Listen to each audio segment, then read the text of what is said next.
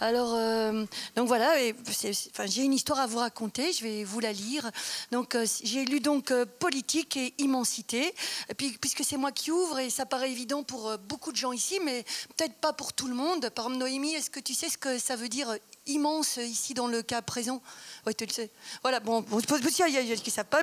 C'est donc un individu dans une mer de matériel énorme, mais non sans exigence. Et donc, immensité, c'est le biotope des immenses, l'immersion dans une mer de matériel énorme, non sans impact sur la trajectoire de l'émancipation. Alors, les immenses ont donc en commun d'être dépourvus d'un authentique chez soi. Donc, je venais de lire Politique et Immensité. Et c'était le jour qui suivait celui où j'avais reçu l'augmentation de ma note de gaz, électricité, parce que, oui, comme pour tout le monde, elle triple. Et donc, je devais aller pour la première fois de ma vie au CPAS pour demander une aide aux frais d'énergie. Et donc, parce que poète, ça m'enrichit beaucoup le cœur, la langue, l'esprit, mais pas toujours les poches, quoi. Et donc, je savais, grâce à la lecture de Politique et Immensité, que j'étais une escapée. Voilà, donc une escapée, je ne sais pas si tout le monde sait ce que c'est. Escapée, c'est donc l'acronyme de... Escapé, donc enclos dans le système, mais capable aisément et périodiquement de s'en échapper. C'est la dénomination des personnes non immenses, parce qu'avoir un chez-soi, c'est disposer d'un lieu imperméable aux pressions exercées par le système, c'est disposer d'un lieu où souffler, où décompresser, où se relâcher, c'est-à-dire que donc je fais partie des plus nantis, mais moins intégrés que les immenses, car bien qu'enclose dans le système, j'ai la capacité aisément et périodiquement de m'en échapper, par le sport, par les vacances, par les loisirs et tout ça. Alors plus on détient les clés de porte de sortie, plus on est escapé. Voilà. Et donc, mais là, avec les notes de gaz et d'électricité, je ne pourrais plus être une escapée si longtemps que ça. Et donc, grâce au thésaurus de l'immensité, des mots nouveaux, donc pour désigner la réalité des immenses, j'ai dit bonjour à la dame du CPS. J'ai dit bonjour, je me présente, je suis une escapée qui a besoin du centre public d'ajustement sociétal. Alors, elle m'a dit une rescapée. Alors, j'ai dit une rescapée peut-être, mais non, je suis une escapée. Alors, c'est-à-dire, puis je lui explique tout ce que je viens de vous expliquer, que je suis une escapée. Et je lui dis aussi que je suis bien contente d'ouvrir la porte du centre public d'ajustement sociétal. Alors, elle me dit du centre public d'action sociale, vous voulez dire. Alors je dis non, d'ajustement sociétal. Parce que c'est pas moi qui me chauffe trop, c'est la société qui augmente ma note de chauffage parce que le monde il est en guerre, que le gaz n'arrive plus jusqu'ici, etc., etc. Et j'ai la chance d'avoir un chez moi, mais je peux plus me chauffer. Aidez-moi s'il vous plaît. Alors elle dit je veux bien, mais ici c'est un centre d'action sociale, pas sociétal. Alors je dis oui, chère madame, c'est un centre public d'ajustement sociétal parce que qui a failli? Selon que l'on mettra davantage de responsabilité, de culpabilité sur la personne ou sur la société, on recourra davantage à l'adjectif social ou sociétal. Et donc, nous sommes bien ici, dans un CPAS, un centre public d'ajustement sociétal. Et elle a vraiment eu l'air exaspérée, en fait. Et elle m'a dit d'attendre mon tour et d'aller m'asseoir. Et là, on était plusieurs, on était beaucoup à attendre notre tour sur des chaises. Et puis moi, je leur souriais, puis ils me souriaient. Et puis un d'eux m'a dit « Bonjour, escapé ». Puis moi, je lui ai répondu « Bonjour, immense ». Bonjour, qui m'a dit la dame du CPS, qui semblait plus désistante sociale qu'assistante. Hein. J'ai dit bonjour les immenses, je veux dire bonjour les individus dans une merde, etc., etc., mais non sans exigence. Et là, elle m'a demandé, la dame du CPS, d'où venaient ces mots. Alors, on lui a tous montré le thésaurus qui est dans ce livre, ce trésor, c'est vraiment un trésor de mots régénérés, de mots revitalisés, réinventés. Et on lui a aussi dit que bien sûr, rien n'est figé parce qu'une même personne peut être immense dans une telle dimension de sa vie et escapée dans une autre dimension de sa vie. Enfin bref, mais c'est alors que là, il arrive un truc incroyable, parce que d'un seul coup, mais d'un seul, tout s'est tu, car c'était le jour où Mathilde, notre reine, venait visiter le CPAS de la ville de Bruxelles. Oui, pour une visite de fonction. C'est incroyable, mais c'est vrai, hein. Et donc, la reine était là en personne, elle nous saluait, et elle disait « Chers sans-abri, chers mal logés, chers nécessiteux », puis là, on a crié tous ensemble « Chers immenses », on dit « Chers immenses, votre majesté ». Les immenses, alors on lui a expliqué les sans chez soi et tout ça, et on lui a dit avec tout notre respect, votre majesté, les petites gens ne sont pas petits, au contraire, ils sont vraiment immense. Luttons contre le racisme social, on lui a dit. On lui a dit, bon, merci, votre majesté, de lutter également avec nous contre la nécropolitique, dont tu parlais justement. Alors, elle nous a regardé, comme monsieur Marron, elle a dit, la nécro quoi ? Alors, on a dit la nécropolitique, c'est-à-dire en faire le minimum pour une certaine catégorie de personnes au point de rendre leur vie concrètement invivable et de les installer durablement dans la survie. Alors Mathilde, elle semblait vraiment intéressée par tous ces nouveaux mots. Et donc elle nous a dit qu'elle aimerait bien les apprendre à ses enfants, car elle a ajouté, tout commence dans l'enfance, hein, et moi j'adore raconter des histoires à mes enfants avant qu'ils s'endorment, et j'aimerais tellement qu'ils sachent que notre monde, notre société enfreint le principe d'universalisme, car mal nommer les gens, c'est ajouter à leur malheur. Oh, notre société est désuniverselle, vous voulez dire? Ah ben oui, c'est ça, elle a répondu Mathilde. Ah ben alors là, on s'est dit, c'est bon, on commence à bien s'entendre avec Mathilde. Et on est tous allés, une petite délégation comme ça, bras dessus, bras dessous, rencontrer les enfants de la royauté au château. Et une délégation, on va dire, d'immenses escapés, c'est ça, d'immenses escapés, bien mélangés, quoi. Et il y avait au château, il y avait Élisabeth, par ordre de naissance, Élisabeth, Gabriel, Emmanuel et Éléonore, assis dans un joli salon. Alors, oui, ça s'est passé hier, hein, tout ça, juste hier, juste après que je t'ai rencontré chez le boulanger. Et donc, le roi est passé par là. Et là, il y a Mathilde qui a dit, en 2 mots, elle a expliqué à Philippe le pourquoi de nos présences. Et puis Philippe, en fait, il a trouvé ça formidable. Alors, bon, on a eu l'idée, comme ça, d'un petit jeu. On leur a proposé à toute la royale famille de tirer au sort un mot chacun dans le grand chapeau du thésaurus. Alors, pour encourager ses enfants à faire un peu d'eux-mêmes, Mathilde, elle a commencé par pêcher un mot, comme ça, au hasard, et elle a pêché sparadisme.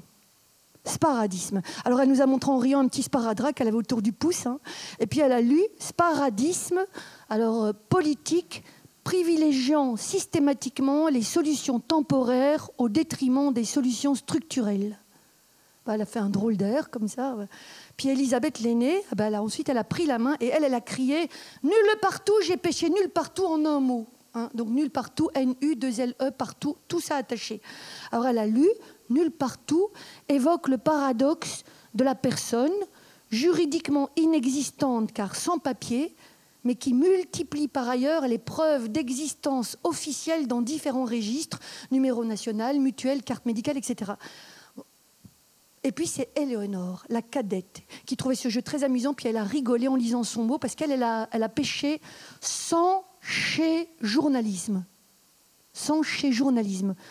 Alors elle a lu, elle lisait pas si bien que ça, mais elle lisait l'incapacité matérielle, parfois physique, de faire quoi que ce soit de sa journée. Beaucoup d'immenses souffrent de sans-journalisme. Alors elle se tordait un petit peu les doigts en bredouillant que parfois, pendant la journée, elle aimait bien être dans la lune et tout ça. Et puis c'est le cadet, Emmanuel, qui a pêché fantomiser. Alors lui, il a tout de suite dit qu'il adorait jouer aux fantômes, et puis il a lu fantomiser, réduire quelqu'un à une place dans une queue, à un nom dans une liste d'attente, à un numéro de dossier. Puis là, il a eu l'air un petit peu dubitatif. Et là, Gabriel, l'aîné des garçons, il a pioché papierate. Et il a souri parce que ça lui faisait penser à pirate, et il a relu papierate, personne parfaitement intégrée dans la société, à ceci près qu'elle n'a pas de papier. Et Philippe, lui, il a pioché chair à subside. Et il a lu aussi personne précarisée dont la fréquentation d'une association permet à cette association de prétendre à des subsides. Alors il a murmuré comme ça 3 fois pour lui tout bas, chair à subside, chair à subside, chair à subside. Et puis alors il a demandé alors qu'on lui accorde 1 heure, parce qu'il voulait lire tout le livre. Et on l'a laissé, puis à ce moment-là, on a continué à papoter avec les enfants. Et il est revenu avec un air décidé et avec des mots tapés sur sa tablette. Et c'était le début d'un discours qu'il va lire ce soir aux infos. Alors, c'est un vrai scoop, parce qu'en fait, ce soir aux infos, ça va passer. Le roi a décidé, en fait, de renommer le ministère des Affaires sociales grâce à ce livre et de l'appeler dorénavant le ministère des inégalités sociétales. Alors, allumez vos postes, vos télés, ça, vous allez l'entendre, c'est ce soir, c'est un premier pas qui vous paraît peut-être petit, mais c'est immense pour l'humanité des immenses et des escapés que nous sommes. Alors, le roi va aussi adopter dans son discours les mots, écoutez bien, parce que ça c'est incroyable, il va adopter les mots logement de principe et bénéficiaire légitime, plutôt que logement social et allocataire social. C'est un 2e et un 3e pas. Hein. Et puis il va présenter à toute la Belgique ce livre et les pages du thésaurus de l'immensité en disant Voilà des mots pour parler d'un vécu mal reflété, des mots qui pointent la responsabilité de notre État et de nos institutions. Et donc, enfin, vous savez peut-être aussi qu'actuellement, ce qui vient de Belgique, c'est très prisé par la France. Hein, je sais pas, ça fait un peu tendance. Et donc, moi, je pense que la France, dans les jours qui viennent, va adopter la même dénomination, ministère des inégalités sociétales, et que ça va courir comme une traînée de poudre dans toute l'Europe, en fait, et ça va même sûrement traverser l'Atlantique. Et enfin voilà, en fait. Je pense aussi que le prochain pas, ça va être de décréter que le sans-chez-soirisme, ce n'est pas une fatalité. Et surtout que le sans-chez-soirisme, c'est un crime contre l'humanité. Ah, donc, parce que vraiment, il faut rendre au plus grand nombre dignité, bien-être et perspective d'avenir. Parce que moi, je dis que c'est un rêve, oui, c'est un rêve. C'est un rêve que tous, on ait un chez-soi. C'est possible, c'est impossible que ça ne soit pas possible, que tous, on ait un chez-soi. Et alors, ce jour-là, ce sera le grand soirisme, c'est ça, hein, le grand. Et alors voilà, moi, je dis merci au thésaurus d'enrichir notre langue, parce que le thésaurus, il porte magnifiquement son nom. C'est vraiment un trésor. Parce qu'en touchant à ce qui nous relie aux autres, en touchant à l'universalisme, moi je dis merci à vous, oui, les immenses, qui tout devient possible quand on prend le temps de connaître ces mots nouveaux. Ça prend un petit peu de temps quand même de se les approprier. Parce que nommer autrement le monde, c'est l'envisager autrement, c'est nous donner un nouveau pouvoir d'action. Nommer ce qui n'est pas encore nommé, c'est faire fleurir l'immensité dans notre langue, dans notre vie. Alors je vous encourage tous et toutes, bande d'escapés comme moi, à prendre le temps de venir puiser dans cet ouvrage, dans cet immense travail des immenses, la force pour une société vraiment universelle. Alors vive les mots du thésaurus, vive la poétique. Puis j'ai pas tout à fait fini parce que l'histoire que je viens de vous raconter, elle n'est pas tout à fait vraie. Mais j'en ai une autre, une vraie, qui est vraiment arrivée. Et qui ressemble un peu. Un jour, j'ai vraiment mangé avec le roi et la reine. Et j'ai vraiment mangé dans leur salon, là, au château. On était 8 autour d'une table. C'est pas beaucoup, hein. J'ai jamais eu aussi peur de ma vie. J'osais pas lever le doigt. J'osais pas prendre ma fourchette. J'avais peur de mal la prendre et tout ça. Mais ils étaient sympas. Alors, j'avais pris avec moi ce petit livre-ci, Poésie, art de l'insurrection. C'est le même éditeur, un Maelstrom, qu'il faut remercier au passage. Ferlinghetti, un grand poète américain qui est mort il n'y a pas longtemps à 101 ans. Un petit livre magnifique, aussi magnifique que ça. Et alors, la reine Mathilde, pendant qu'on mangeait, elle l'a discrètement feuilleté, puis elle a trouvé ce livre fantastique. Et elle m'a vraiment demandé de pouvoir le garder pour le lire à ses enfants le soir. Alors moi... J'étais trop contente et on a passé un petit moment à apprendre par cœur à 8 des phrases de ce livre. Philippe, c'était le plus fort. Il retenait ses phrases par cœur, il les avait encore dans la tête 1 heure après. Alors maintenant, il ne me reste plus qu'à leur envoyer le thésaurus de l'immensité, avec l'espoir infini que les immenses vont être écoutés, entendus et remerciés pour ce fabuleux travail de langage, et surtout l'espoir qu'avoir un chez-soi sera un droit indéfectible, parce que un nouveau vocabulaire peut être le début d'un changement de paradigme, non ? Oui, hein. Enfin, ça peut être le début d'un nouveau monde, mais vraiment humain. Allez, pourquoi laisser la langue nous exproprier alors qu'elle rêve que nous nous l'approprions? Ça, c'est une phrase du livre, évidemment. Le langage possède un potentiel de transformation en condition d'être diffusé. Alors, diffusons son, immassons le monde, vite apolitisons, politique et immensité, un nouvel art de l'insurrection. Je crois que ces 2 livres doivent être dans toutes les bibliothèques. Oui, l'insurrection passera par le langage. Merci à vous, les immenses, pour ce travail essentiel. Merci à Laurent. Merci de m'avoir invité à réagir à quelques pages de ce livre. Merci à David Giannoni aux éditions Maelstrom de l'avoir édité. Merci à tous pour votre attention et bonne continuation. Merci.